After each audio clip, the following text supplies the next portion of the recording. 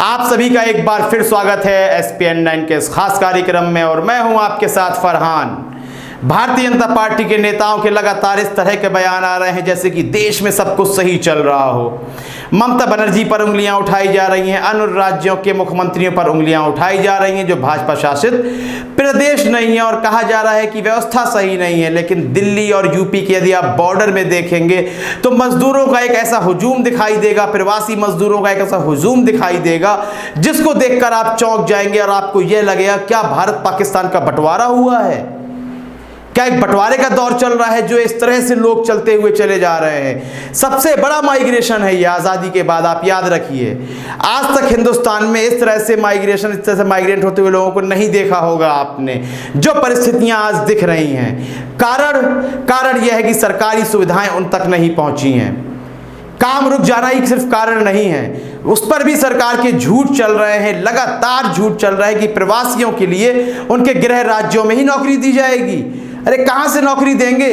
महाराष्ट्र में यूपी के तमाम लोग भरे पड़े हैं। उसका कारण यह है कि यूपी में जनसंख्या के हिसाब से उतना रोजगार नहीं है, इसलिए वह महाराष्ट्र जाके कार्य कर रहे हैं, दिल्ली में कर रहे हैं, कुछ मध्य प्रदेश में है, मध्य प्रदेश वाले यूपी में है, दिल्ली में है। इसलिए सब इधर उधर है कि राज्यों में वह अवसर ही प्राप्त नहीं है। यदि अवसर प्राप्त होते तो आप उनको छुपाते भी नहीं और उनको बाहर जाना भी नहीं पड़ता। कहां से आप अवसर निकाल देंगे? लॉकडाउन से पहले भी आपके पास नौकरी है, कोई अवसर नहीं दे रहे थे, ना इस मौजूदा समय में कोई अवसर है। आप सिर्फ बेवकूफ बना रहे हैं जनता को। जो अभी मौजूदा परिस्थितियां हैं, आप जनता को बिल्कुल बेवकूफ बनाते हुए नजर आ रहे हैं। यहीं पर उत्तराखंड के जो मुख्यमंत्री हैं त्रिवेंद्र सिंह रावत एक न्यूज चैनल में बात कर रहे थे।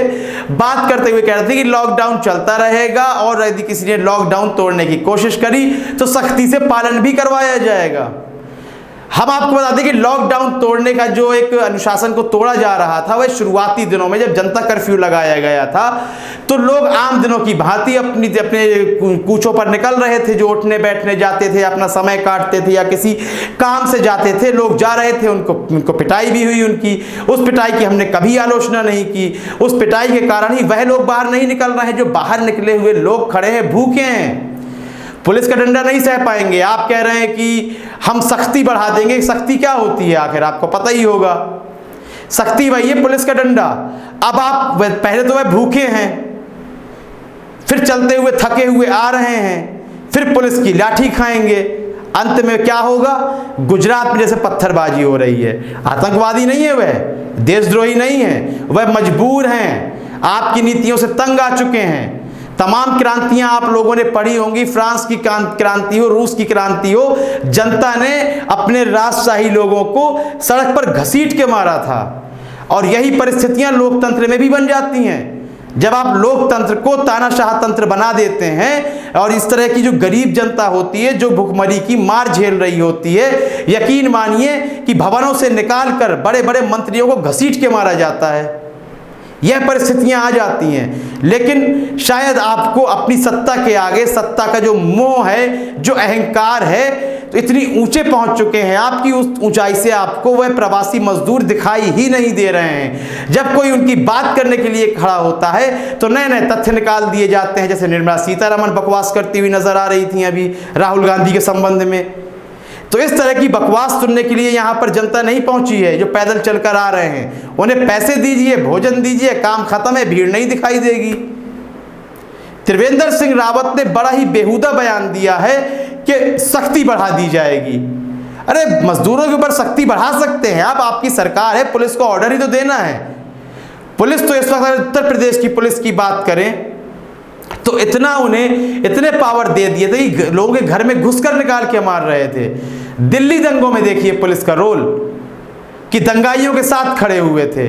जेएनयू में देखिए आप, दंगाई जेएनयू के छात्र छात्राओं को पीट कर निकल रहे थे हथियारों के साथ। एसिड तक ले रखा था, लोहे के रॉड ले रखे थे। पुलिस वहां पर केवल मूक बनी प्रदर्शन देख रही थी, वह तमाशा देख रही थी। लेकिन हिम्मत नहीं हुई कि उस भीड़ में कम से कम एक व्यक्ति को ही गिरफ्तार कर लिया जाता। और त्रिवेंद्र सिंह रावत कह रहे हैं सख्ती बढ़ा दी जाएगी।